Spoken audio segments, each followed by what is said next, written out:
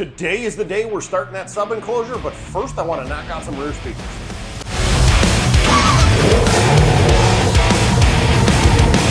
The biggest reason why I'm not diving right into the sub enclosure is because I want this stuff off my toolbox. If you guys recall, I had these JL 5 1/4 inch separates in the rear soundbar of the Jeep in panels that I made like this.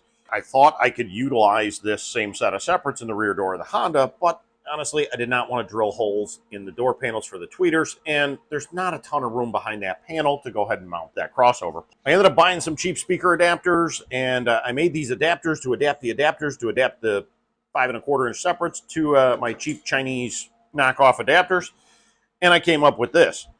And it was a terrible, horrible failure. Plan B on the rear speakers was to, first of all, buy a new set of cheap knockoff speaker adapter rings because I broke the other ones trying to install it. Came with some new wiring adapters, so we'll get that installed. But for speakers, I went with a coaxial, and honestly, I was so impressed by that little JBL 8-inch sub, I ended up getting these guys, JBL GTO 629s. Got them on that Rainforest website, and reviews were amazing, and honestly, they weren't too expensive. So I'm kind of curious and excited to hear how these guys sound. Also bought some foam rings, so that's what we're going to do today, and then we're going to dive right into that sub enclosure. Start by removing this rear trim, followed by the window switch with a plastic pry tool. Then unplug in the window wiring.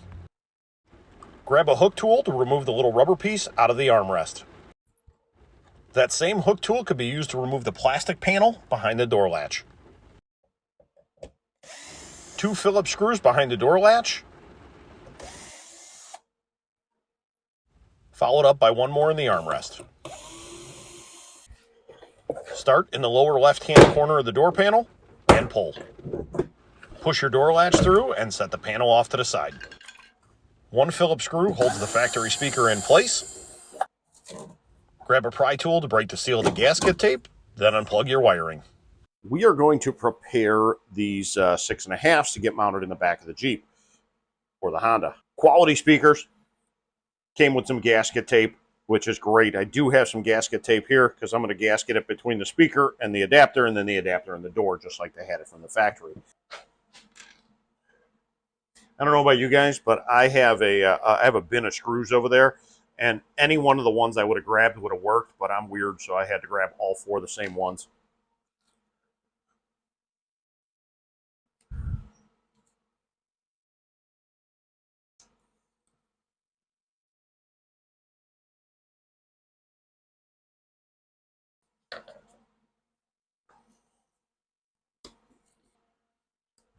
The foam rings I bought have a center part that goes right behind the speaker. The speaker adapters I bought mount just like a factory speaker does, hooks to the bottom of the door and screws in with 1 Phillips screw. These adapters are nice. They plug right into the factory loom and you do not need to cut any of the factory wiring. I went ahead and wrapped up the adapter itself and the connector in a little bit of cloth tape so I didn't hear any rattles. Then all you got to do is just plug in your positive and your negative. Next, line up all 4 of your speaker holes, grab your 4 carefully selected screws, and try like hell not to put a hole in your speaker. One of the things that I was impressed with this JBL tweeter, or this JBL Coaxial, is the fact that this tweeter can rotate. And obviously you don't want it pointing down, so I've got it pointing up towards the center of the car, which actually is going to work out pretty well. I also bought these foam rings that are going to go around the speaker and force the sound out of the door panel. So now this side's done and ready to get reassembled. Door panel goes back together just about as easy as it came apart. Reassemble your door latch, hook the door panel on the top, then everything just snaps back into place. Reinstall your armrest and window switch, rear trim, 3 screws, and you're done. In my last video, I showed you guys where I'm going to put the amplifier, and we're going to build a beauty panel that's going to go from side to side. It's going to have a little window. It's going to be made of a couple different materials. I propped up my light, and I'm really going to try not to stand in front of the camera. If you guys remember, the sub enclosure is going to go right in this area here in this back corner. One thing we got to do is we got to pop this hook out. And all you got to do is push the piece in and get it out of there. So we'll take that out of the way. And then we can start laying out where we want the sub enclosure. What I have used over the years instead of some fancy shaping tool is cardboard. And honestly, this works out the best for me. Cut yourself some cardboard, some different lengths, style, sizes, and really, if you need this shape here, just lay your cardboard around the shape that you want, and then you could use your hot glue gun, tape, stapler, whatever you got at that present time to go ahead and lock them all together.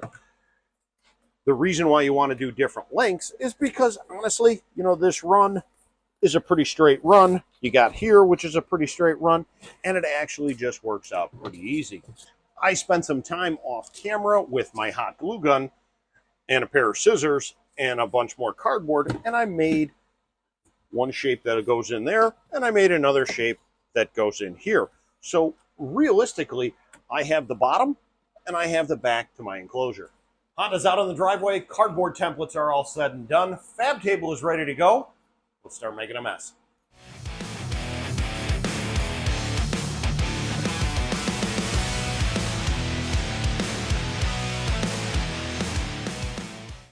I ran two pieces of 1/2 inch through my table saw, one at 15 3/4 and the other one at 6 1/2. The 15 3/4 in the back for right this second, we're going to go ahead and take and put off to the side.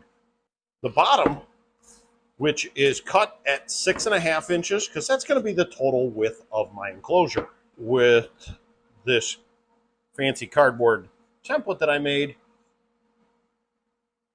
we can line up the back here, keep that somewhat straight, and then realistically trace this guy out and obviously start cutting this thing out. The back is cut at 15 3/4, and, you know, realistically, we can do this the exact same way. Now, I'm using 1/2 inch on this. You can immediately go to 3/4, but as far as shaping goes, as far as sanding and fine tuning your pattern, 1/2 inch just works a little bit better.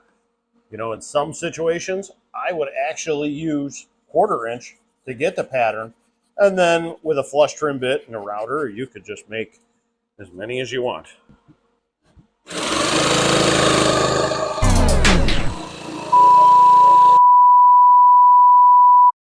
Probably a good thing that my camera died, because to be honest with you, I have no idea what sub I'm going to use. And